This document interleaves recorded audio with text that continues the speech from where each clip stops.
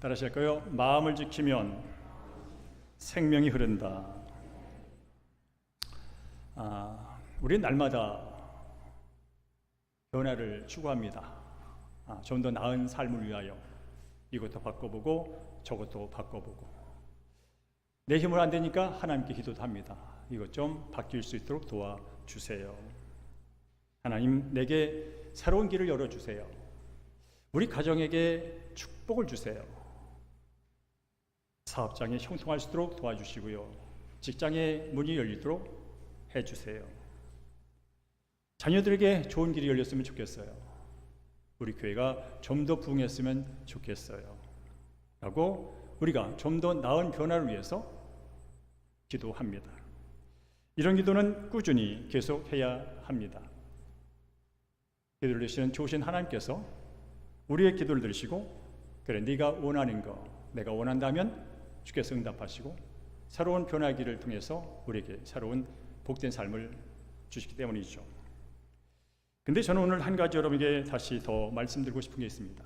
그게 뭐냐면, 하나님은 우리가 원하는 환경만을 바꾸시는 분이 아니라 바로 그 환경을 살아내는 우리 자신을 바꾸길 원하신다는 거죠. 다른 말로 하면 하나님은 복만 주시기를 원하는 것이 아니라 그 복받은 사람이 그 복받은 대로 살아낼, 감당할 수 있는 사람으로 변화시켜 주기를 원하신다는 거죠. 여러분, 돈을 많이 벌었는데 그 사람이 악한 마음이 변하지 않았어. 그럼 그 돈이 무기가 됩니다. 그 돈을 통하여 사람을 무시하고 그 돈을 통하여 없는 사람의 것까지 다시 다 끌어당기는 그런 일이 일어납니다. 지금 세상에서 일어나는 게 다 그런 일이거든요. 그래서 돈이 많아지는 환경의 변화도 중요하지만, 돈이 많아졌을 때 내가 어떻게 그것을 다스리며 흘려보낼까 하는 마음까지 변화시켜 주시기를 원하는 게, 변화시키기를 원하는 것이 하나님의 뜻이라는 것이죠. 그러면서 우리는 오늘부터 이제 4차례에 걸쳐서 변화와 축복, 복이 흐르는 삶이라는 이제 주제를 가지고 말씀을 나누게 될 겁니다. 먼저 변화는 어디서 오냐면 내가 무엇을 듣느냐부터 시작이 된다는 것입니다. 변화는 내가 무엇을 듣느냐부터 시작이 된다는 것이죠. 우리 한번 20절 말씀을 다시 한번 읽겠습니다. 20절 시작. 내 아들아, 내 말에 주의하며 내가 말하는 것에 내 귀를 기울이라 라고 말씀합니다. 여기서 말씀하는데 가장 먼저 말하는 게 뭐냐면 내 말을 주의하고 들으라는 거예요. 한마디로 말하면 내 말을 들으라는 거예요. 왜냐하면 내가 반복하여 듣는 것이 내게 믿음이 되고, 그 믿음이 결국 나로 하여금 어떻게 살아가는 방식과 방법과 목표와 가치가 되기 때문에 그래요. 여러분이 지금 믿고 있는 것은 뭐냐면 뭔가 들은 거예요. 들으면서 된 거예요. 그래서 반복해서 듣는 것이 내 믿음이 되고, 그 믿음이 나로 하여금 행동하게 만들고 순종하게 만들고 가게 만드는 일이기 때문에 결국은 내 삶의 방식이고 내 삶이 된다는 거죠. 지금도 수많은 소리가 우리 귓가에 들려주고 있습니다. 수많은 채널을 통해서 들려주고 있습니다. 성도님은 요즘 어떤 소리에 많이 귀가 열려 있습니까? 근데 이상한 것은 한 번 들으면 그 들린 소리를 계속 따라간다는 거예요. 그리고 요즘에는 알고리즘이 있어가지고 듣고 싶지 않아도 계속 그걸 듣게 만들어준다는 거죠. 그래서 어느 순간 그쪽에 믿음이 생겨요. 그래서 다른 쪽을 무시하는 일이 벌어집니다. 어쨌든 간에 그래서 지금 나는 어떤 소리를 지금 계속 듣고 있느냐를 점검을 필요가 있다는 거죠. 너는 사랑받는 자야. 내가 너와 늘 함께 한단다. 내가 너를 통해서 새 일을 행할 거야. 두려워하지 마. 나는 널 결코 떠나지 않아. 내가 너를 붙들고 있어. 설령 네가 광야의 길을 갈지라도 내가 길을 내줄 거야.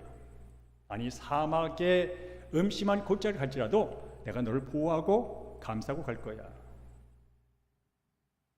물도 없고 뜨거운 사막길을 갈 때 나는 거기서 강을 내줄 거야. 그런 하나님의 말씀을 계속 듣고 들으면 여러분, 환경이 바뀌기 전에 일단 내 마음이 바뀝니다. 그리고 소망과 기대가 생깁니다. 그래, 지금 내 환경이 사막 같고 어둠 같고 칠 같지만 거친 광야 같지만 하나님이 함께 하시니까 넘어갈 수 있을 거야 라는 그런 소망이 생깁니다. 그런 소망이 생길 때 기도가 이어지는 겁니다. 소망에 주시는 그 대상에 대한 믿음이 생길 때 그 믿음에게 내 상황을 아뢰는 게 기도거든요.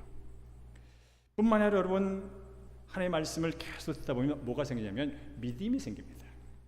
믿음이 굳어집니다. 그래서 로마서 10장에 보면 믿음은 들음에서 나며 들음은 그리스도의 말씀으로 말미암는다는 말입니다. 믿음이 어디서 생긴다고요? 들으면서 생겨요. 목사님, 저는 믿음이 약해요.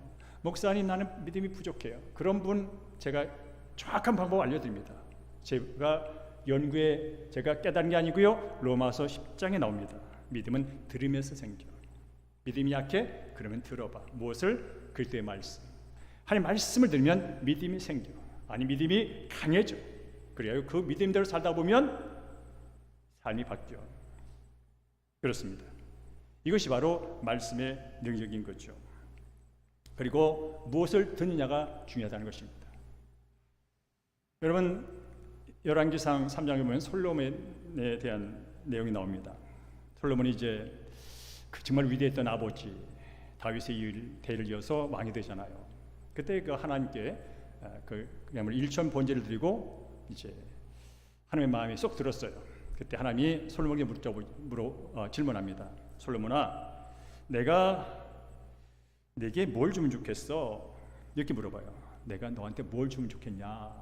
그랬더니 솔로몬이 대답하기를, 하나님, 제게 듣는 마음을 주세요. 듣는 마음을 주세요. 제가 왕이 됐지만 모든 것을 잘 알지 못합니다. 하나님의 말씀을 잘 듣는 마음을 주시고 백성의 마음을 헤아리는 듣는 마음을 제게 주세요 라고 그렇게 대답을 합니다. 하나님이 더 기뻤습니다. 와, 네가 권력도 힘도 원수를 죽이는 어떤 것도 원하지 않고 듣는 마음을 구하는구나 해서 뭐라고요? 뭘 줬어요? 그가 구하지 않은 장수도 주고 지혜도 주고 능력도 주고 힘도 주고 영광도 줬습니다.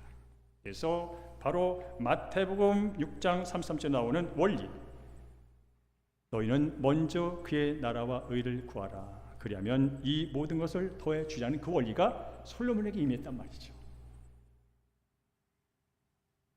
그래서 우리도 지금부터 내가 삶이 바뀌고 환경이 바뀌기 전에 먼저 어떤 기도가 필요하면요, 하나님, 제가 하나님의 말씀을 들을 수 있는 귀를 바꿔주세요라고 하셔야 돼요. 변화는 들음에 시작되는데 어떤 말씀? 하나님의 말씀. 지금 여러분의 귀는 어디에 24시간 어디에 초점이 맞춰져 있나요? 내 귀는 지금 어디에 어느 소리에 주파수가 맞춰져 있는가를 점검할 필요가 있습니다. 수많은 채널이, 수많은 유튜브 채널이, 수많은 SNS 채널이, 수많은 인스타그램 채널이, 수많은 페이스북 채널이, 수많은 사람들이 내 귀에 지금 수많은 정보를 넣어주고 있다면 나는 먼저 기도할 것은 그 많은 정보가 있지만, 많은 소리가 있지만 하나님의 말씀이 들리는 귀를 바꿔주세요라는 기도부터 시작을 해야 합니다. 그러고 나서 여러분 아침마다 눈을 떴을 때 휴대폰이 여러분에게 먼저 말을 걸기 전에, 휴대폰에 있는 그 무엇이 여러분에게 먼저 말을 걸기 전에 하나님이 여러분에게 먼저 말을 걸도록 하셔야 합니다. 모든 것은 들음에서 나니까. 그래서 우리가 성경을 보자는 거예요. 그래서 우리가 한 구절이라도 한 장이라도 보면서 들으라는 거예요. 왜? 들은 대로 우리 삶이 변하니까. 그래서 우리님께서 한 장 아닌 한 절이라도 아침에 하나님이 내게 먼저 말하도록 해 놓으셨다면 그 다음에 이렇게 기도하시는 거죠. 하나님, 오늘 잠언 4장 20절의 말씀을 통하여 제게 무슨 말씀을 하려고 하시나요? 라고 듣겠다고 여러분께서 귀도 열고 마음도 열어놓으셔야 돼요. 그래야 들려요. 여러분 아시겠어요? 들려야 들린다니까. 그렇지 않으면 내 기준과 내 판단과 내 경험으로 그것을 해석하고 판단하고 닫아버려요. 그래서 철저히 끝까지 하나님께서 말하시도록 시간을 내어드리고 기회를 내려드리고 기다리셔야 돼요. 이게 큐티예요. 그것이 바로 내 삶에 복이 흐르는, 복이 들어오고 복이 내게 머물고 복이 흘러가는 출발점이 뭐라고요? 하나님의 말씀이 내 귀를 통하여 먼저 내 마음에 들어오는 게 출발점이라는 거죠. 다시 한번 기억하십시오. 오늘 내가 무엇을 가장 먼저 듣느냐가 내가 무엇을 믿고 어떻게 살아갈지를 결정한다고. 그게 바로 지금의 나라고, 그리고 앞으로 나라고. 오늘 내가 가장 먼저 무엇을 듣느냐가 내 삶의 믿음을 결정할 것이고 나는 믿음에 따라 움직일 텐데, 그래서 나는 잘 먼저 듣는 게 중요하다는 사실. 그 말씀이 하나님의 말씀이었으면 좋겠다는 것. 자, 그러면서 이제 오늘 본문은 우리에게 이렇게 말합니다. 무엇보다 네가 먼저 지켜야 할 게 있어라고 말합니다. 지킴에 대해서 말하는데 우리 함께 23절을 읽어보겠습니다. 시작. 모든 지킬 만한 것 중에 네 마음을 지키라. 생명의 근원이 이에서 남이니라 라고 말합니다. 들어라고 말해요. 먼저 들어.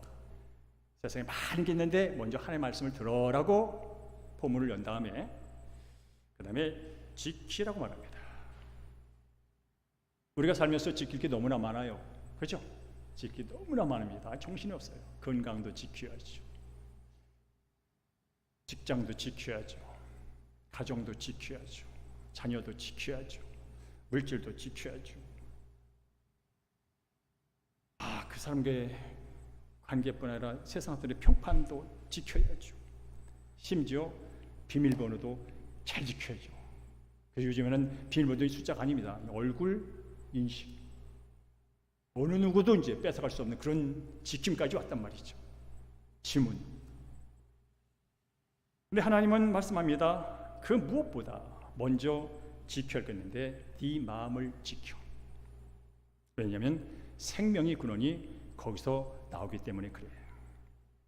여기서 이제 우리가 주목할 단어가 뭐냐면 생명과 근원이라는 단어입니다. 생명이 뭐냐면 히브리어로 하임. 그야말로 생명, 살아있음, 삶, 생존. 생기 있는 삶, 멋진 삶, 행복한 삶, 복된 삶. 이게 생명입니다. 근원은 그야말로 근원이에요. 출발점.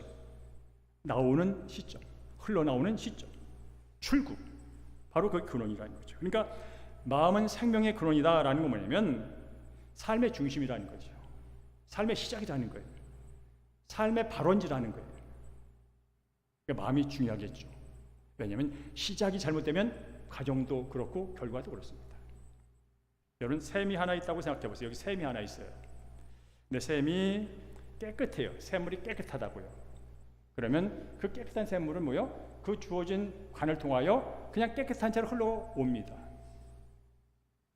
그리고 설령 가끔 결과가 나빠서 이게 왜 그런가 했더니 관이 좀 녹슬고 관에 먼지가 들어가서 좀 그런 거지, 관만 씻으면 샘물은 계속해서 깨끗하게 우리가 마실 수 있습니다. 그런데 샘물이 오염돼 버렸어. 샘물이 더러워져 버렸어. 그럼 뭐라고요? 아무리 관을 청소해도 여러분이 낫수로 빡빡 무질러도 계속해서 더러운 오염된 것을 여러분은 맛보게 됩니다. 무슨 말일까요? 근원이 중요하다는 거예요. 과정도 중요하지만 그 결과를 내는 데서 가장 중요한 게 근원이라는 거죠. 출발, 시작이 중요하다는 거죠.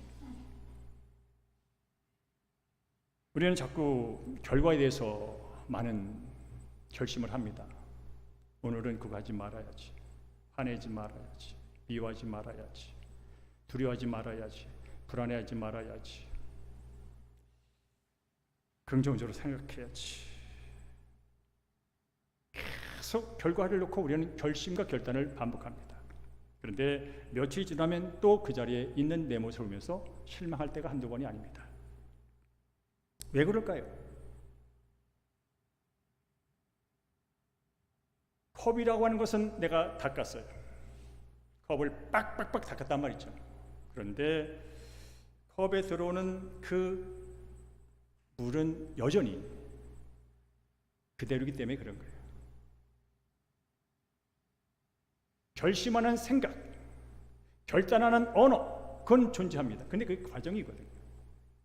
그런데 내 마음속에 본질에 있어서 해결이 안 됐다면 결심을 한순간까지는 며칠은 갈 수 있지만 어떤 동일한 사건이 내 앞에 다가오는 순간 그 속의 것이 다시 튀쳐나온다는 거죠. 왜요? 근본이 그거니까. 그래서 삶을 바꾸고 싶다면 먼저 마음의 근원을 살피라는 거예요. 내 마음속에 있는 감정을 살피라는 거예요. 그것이 어디서 시작됐는지를 보라는 거죠. 왜냐하면 그 모든 것이 마음에서 나오기 때문이죠. 예수님 말씀했잖아요. 사람 속에 있는 게 입으로 다 나온다고. 입이 잘못돼서가 아니라 마음 때문에 입이 그 역할을 하고 있는 것이라. 그래서 마음을 지킨다는 게 어떤 의미냐면 오늘 이걸 잘 들으셔야 됩니다. 상처받기 위해서 마음을 꼭꼭 닫고 있어, 그런 뜻 아닙니다. 상처받지 않으려면 마음을 꼭꼭 닫고 있어야 돼. 아니 믿지 말어, 상대를 하지 마, 그런 뜻이 아닙니다. 오늘 본문 20절에서 21절까지 보면 지키라는 말이 두 단어가 나옵니다. 그런데 같은 단어가 아닙니다. 첫 번째 21절에 나오는 지키라는 히브리어로 샤마르, 그야말로 지키는 거예요. 지키다, 보존하다, 간직하다, 준수하다, 돌보다 라고 하는 그런 보존의 의미, 간직의 의미가 첫 번째 21절에 지키다 샤마르입니다. 그러니까 말씀을 한 번 듣고 지나가는 것이 아니라 마음속에 잘 보관해서 잃어버리지 않도록 하는 게 이 샤마르예요. 말씀 들어오잖아요. 그러면 그걸 잘 마음에 보관하고 있으라는 거예요. 어떤 말씀? 생명의 말씀입니까? 두 번째로 23절에 나오는 지키라는 것은 나차르, 그것은 경계하다, 파수하다, 보호하다, 위로부터 보조하는 파수의 개념이 있어요. 파수. 성문을 지킨 파수꾼 아시죠? 밤새 도둑놈이 들어올까, 적군이 쳐들어올까 눈 뜨고 지키는 파수. 이게 두 번째 지키다는 의미입니다. 그러니까 이 의미는 뭐냐면 내 마음에 지금 무엇이 들어오는지 지켜보라는 거예요. 왜냐하면 안에 있는 건 들어왔기 때문에 존재하는 거거든요. 그러니까 두 번째 지키다는 것은 내 마음에 지금 뭐가 들어오고 있는지를 살피라는 거예요. 그리고 지금 내 마음에서 무엇이 내 마음을 다스리고 있는지, 지배하고 있는지를 말씀 앞에서 분별하는 거예요. 살다 보면요, 지키려고 애썼는데 어느새 돌아버린 적이 있다니까. 그럼 끝난 게 아니라면 그때는 다시 마음에서 지금 뭐가 내 마음과 삶과 생각과 가치를 지배하는지를 뭘 통해서? 말씀을 통해서 분별하는 거예요. 이게 지키다는 뜻이에요. 그러니까 이렇게 이제 여러분에게 저에게도 적용해 볼 수 있는 거죠. 지금 내 마음과 생각을 움직이고 있는 것, 다스리고 있는 것은 무엇인가?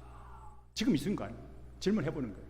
지금 내 마음과 생각을 움직이고 다스리고 있는 것이 무엇인가? 믿음인가? 두려움인가? 감사인가? 비교인가? 하나님의 말씀인가? 사람의 평가인가? 사랑인가? 상처인가? 요거를 말씀에 근거해서 분별해 보라는 거죠. 결론적으로 말하면 하나님 말씀만이 우리 마음을 지킬 수 있다는 거죠. 그래서 내 마음의 문 앞에 늘 말씀으로 파수꾼을 일단 세워놔야 돼. 못 들어오게. 그리고 대신에 내 마음에 뭐가 들어와야 돼요? 하나님의 말씀이 들어와야 돼. 그거는 마음에 간직되어 있어야 돼. 그래서 말씀은 내 영혼의 거울이거든요. 내 마음과 생각과 형편을 스캔할 수 있는 거울이거든요. 그래서 일단은 다른 게 못 들어오도록 말씀으로 파수하고 막고 내 안에는 하나님의 말씀으로 간직해 두고 있는 것. 이게 바로 지키는 거예요. 그럴 때 일단 막을 수 있고, 근데 그래도 인간이라 또 틈이 있어가지고 또 들어오거든요. 그럴 때 다시 내 감정과 이것이 무엇이지 살피는 것. 그거는 이미 내 안에 들어와 있는 말씀을 통해서 이루어지기 때문에 지켜진다는 거죠. 자, 비슷한 말씀을 하나 더 드리겠습니다. 이제 그 1대1 양육할 때마다 이제 그리스도 중심, 내 인생의 주인은 내가 아니라 예수님이다. 내 인생의 왕자에 내가 앉아 있는 것이 아니라 예수님이 왕으로 앉아 있는 거다. 그런 말을 반복합니다. 지금 저나 여러분 안에 왕자가 있습니다. 내 삶을 지배하는 왕자리가 있습니다. 그래서 늘 아까 말씀이라는 것이 아니라 좀 더 실제로 구체적인 예로 말씀드릴 거예요. 내 삶의 진짜 주인은 누군가? 내 인생의 왕자리는 진짜 무엇인가를 돌아보라는 거예요. 내 인생에 돈이 왕으로 왕위에 앉아 있으면 좋은 일이죠. 돈을 버니까. 근데 벌어도 많이 가져도 만족이 없다는 거예요. 돈이 왕노릇 해갖고 돈을 버는 일은 발생할 수 있어요. 그런데 아무리 벌어도 만족이 없다는 거예요.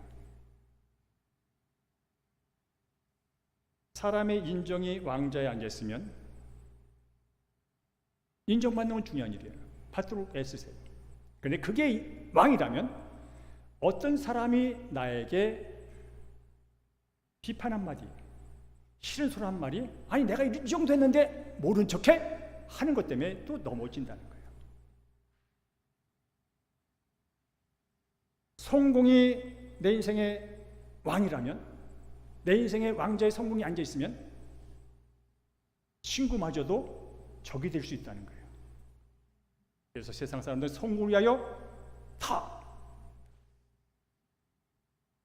몰차게 내몰기도 하잖아요. 그래서 성경에서 말하는 형통은 내가 어디서 무엇을 얼마만큼 했고 얻었나에서 기준을 두지 않고 누가 내 삶의 왕자로 나를 다스리며 살고 있느냐는 관계에 초점을 둡니다. 세상은 모든 것이 규모가 기준이에요. 크고 적음. 그러나 성경은 관계의 형통의 기준을 둡니다. 여러분 요셉의 예를 들겠습니다. 여러분 아처럼 요셉은 노예였어요. 감옥에서 몇 년을 살았어요. 환경적으로는 대체 형통이라는 단어를 쓸 수 없는 그야말로 불쌍한 인생이었어요. 그런데 성경은 곳곳에서 요셉은 형통한 자라고 말합니다. 돈이 많아서 인정을 받아서 힘이 있어서 아닙니다. 하나님이 함께함으로 형통한 사람이라고 말합니다. 관계입니다. 그 관계에 요셉의 삶의 중심에 하나님이 계셨습니다. 어쩌면 하나님 없이 그 보디발과 그 아내를 통해서 세상적으로 쉬운 길을 갈 수 있었습니다. 그러나 결코 보디발의 아내가 그 인생의 주인 될 수 없었습니다. 보디발이 그 인생의 주인 될 수 없었습니다. 끝까지 내가 감옥에 갈지언정 무시를 당하고 조롱을 당하고 피해를 볼지라도 내 인생의 주인은 하나님이야라는 그 함께함이 그의 삶을 형통의 자리로 이끌었고 결국은 그야말로 세상 가장 형통한 자리에 갔고 유대 그 민족을 새롭게 빚어가는 하나님 일의 도구로 쓰임을 받았죠. 반면에 솔로몬을 다시 생각해 보겠습니다. 조금 전에 솔로몬이 얘기했어요. 하나님 제게 듣는 마음을 주세요 해가지고 하나님이 지혜도 주고 능력도 주고 완전 통일 왕국의 엄청난 부를 권력을 누리게 큰 복을 줬어요. 그런데 그 인생 말년에 문제가 생깁니다.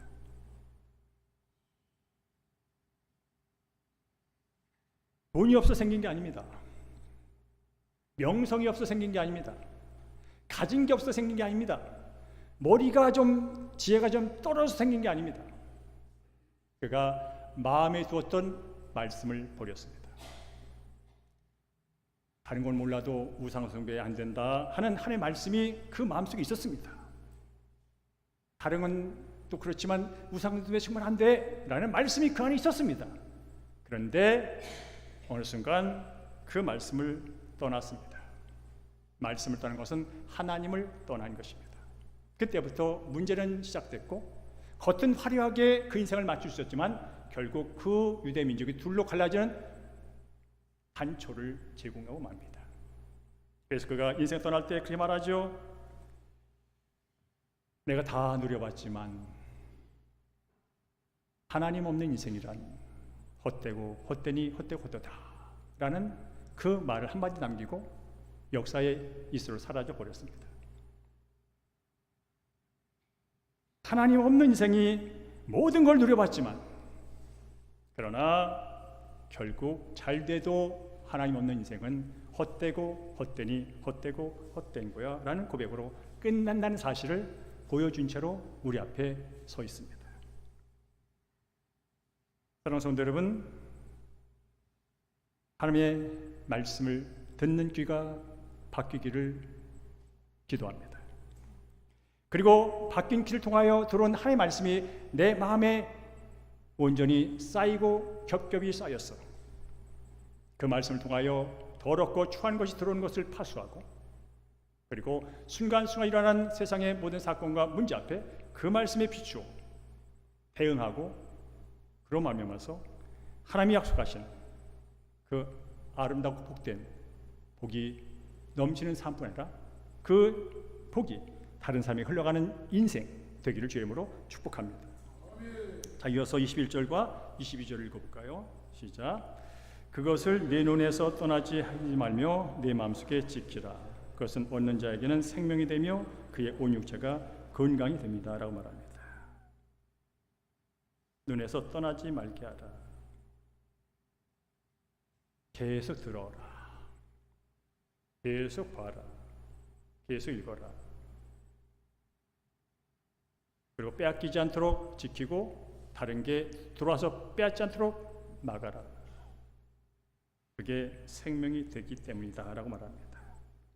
그래서 하나님의 말씀은 생명이 있다는 거예요. 아니, 하나님의 말씀은 생명 자체라는 거예요. 예수님이 말씀하잖아요. 요한복음 6장에서 살리는 것은 영이니 육은 무익이야. 내가 너에게 지금 말하고 있는 것은 영이요 생명이야 라고 말씀합니다. 생명이 들어오면 죽은 게 살아납니다. 이게 생명입니다. 여기는 과학적인 논리 필요 없습니다. 생명이 들어오면 죽은 살아납니다. 말씀이 생명입니다. 그래서 말씀이 내 안에 들어오면 절망하고 포기하고 원망하고 그냥 끝내버리고 싶은 어떤 상황들을 다시 이뤄냅니다. 왜냐하면 소망으로 그 말씀이 생명력을 발휘하기 때문에 그렇습니다. 두려운 사람에게 생명이 들어오면 다시 믿음이 생깁니다. 두려워하지 마라, 놀라지 마라. 내가 너와 함께한다. 나의 의로운 손이 너를 붙들고 있어. 이 말씀이 생명의 언어로 내 안에 들어오면 그래하면서 다시 믿음이 생깁니다. 말씀에 대한 믿음이 생겨야 두려움을 이기는 겁니다. 갑자기 없어지는 거 아니에요? 말씀이 내 안에서 생명력을 갖고 역사할 때 결과가 이어지는 거죠. 그리고 죄를 깨닫게 하고 죄를 이기게 하고 죄에 들어가게 하는 힘은 말할 것도 없습니다. 지금 이 시간도 하나님께서는 생명의 말씀, 살리는 말씀, 그 말씀을 통하여 우리의 영혼을 살게 하시고 오늘 본문의 것처럼 우리의 마음과 몸도 치유하신 줄로 믿습니다. 근데 여기서 한 가지 더 점검하고 나갈 것은 이거죠. 오늘도 말씀을 들으면서 그래, 말씀은 생명이지. 아멘, 아멘. 그래, 걱정하지 말아야지. 아멘, 아멘. 믿고 나가야지. 라고 결단을 하고 나가는데 또 월요일 짐때 되면 또 그 상태라는 거죠. 조금 더 버텨서 화요일 아침 되면 또 그 상태로 돌아가는 날을 발견한다는 거죠. 그래서 깨닫습니다. 말씀이 생명이지만 말씀을 담아내는 내 마음이 새로워져야 되구나. 말씀이 생명이지만, 말씀이 새 것이지만 내 마음이 옛 것으로 여전히 남아있다면 안 되는구나.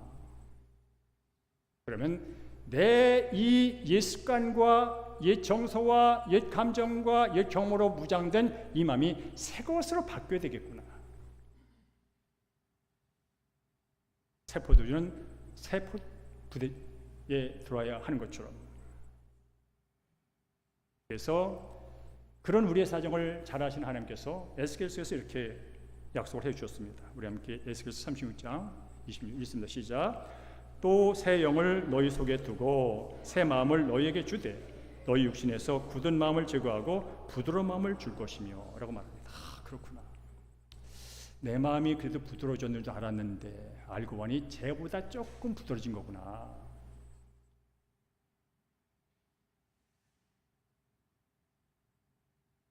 내 마음이 그래도 쟤보다 좀 착한 줄 알았는데 아니구나. 그 사건 앞에, 그 환경 앞에 또 굳어지는 게 내 마음이구나. 이게 내가 갖고 있는 마음이구나 를 알았다면, 그걸 아시는 하나님께서 뭐라고요? 내 속에 뭘 넣어요? 새 영을 넣는다는 거죠. 그래서 마음 자체를 새롭게 만들어 주신다는 겁니다. 죄 때문에 굳어진 마음, 상처 때문에 다친 마음, 실패 때문에 낙심한 마음, 욕심 때문에 흐려진 마음에 하나님이 새롭게 하신다는 거예요. 어떻게? 예수 그리스도의 피를 통하여, 예수 그리스도의 죽음과 부활을 통하여, 그리고 예수께서 승천하기 전에 기다려 성령이 임할 거예요. 그 성령의 역사를 통해서 우리의 굳은 마음이 새로워지고 부드러워지는 일이 일어난다는 것이죠. 여러분, 내 마음이 좀 굳었다 싶으면요, 그래도 마음을 바꿔야지. 세상은 마음 먹은 대로 되는 거야. 먹은 대로 되던가요? 먹은 대로 되면 큰일 난 거 아세요? 이 사람은 이렇게 먹고 저 사람은 저렇게 먹고 먹은 대로 하면 이 세상 큰일 납니다, 여러분. 근데 세상 말이죠. 세상 마음 먹은 대로 된다고. 근데 마음 먹은 대로 안 되더라고. 그 먹은 마음을 내가 지키지 못하더라고. 그래서 안 되더라고. 그래서 철저하게 내 마음속에 계신 말씀과 성령을 통하여 내 마음이 부드러워지고 새로워진다는 사실을 여러분 꼭 믿으십시오. 그리고 굳었다 싶고 강팍하다 싶고 절망스럽다 싶으면 그때 뭘 기억해요? 말씀을 기억하고 성령을 기억하고 성령을 의지하실 주임으로 축복합니다. 성령님이 내게 기억나게 하세요. 뭘? 말씀을 기억나게 하세요. 그게 성령이 하시는 일이에요. 그럼 기억난 말씀을 가지고 내가 돌이키는 거예요. 그래서 변화가 일어나는 거죠. 너는 사랑받는 자야. 너는 이미 구원받은 자야. 너는 이미 의로운 자야. 너는 이미 거룩한 자야. 라는 말씀을 기억나게 하십니다. 그래야 거룩한 백성이 이런 말하면 안 되지. 거룩한 하나님 자녀가 이렇게 살면 안 되지 하면서 말씀을 통하여 성령이 내게 감동을 주시고 피할 능력을 줌으로 인해서 우리의 새로운 마음이 계속 앞으로 나가게 된다는 것이죠. 그런데요, 저도 인생을 살다보고 신앙생활을 하다 보니까 결국은 이 마음을 지키고 새롭게 하는 게 내 능력과 내 열심과 결단으로 되지 않는 것을 계속 반복해서 깨닫게 됩니다. 그래서 빌립보서 4장 7절에 이렇게 말해주죠. 함께 읽을까요? 4장 7절 시작. 모든 지각에 뛰어난 하나님의 평강이 그리스도 예수 안에서 너희 마음과 생각을 지키시리라. 그렇구나. 결국 내 마음 지키는 건 내가 아니야. 내가 너보다 낫다는 게 아니야. 내가 좀 좋은 인격적인 태도를 변화시키는 어떤 자기 개발서를 이겨서 되는 게 아니야. 결국은 하나님이 지켜주는 거구나.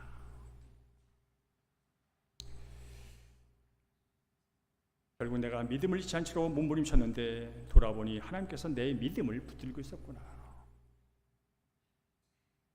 내가 하나님을 붙든 게 아니라 하나님이 나를 붙들고 계셨구나. 이걸 깨달을 때 은혜 아래 머물게 되는 거죠.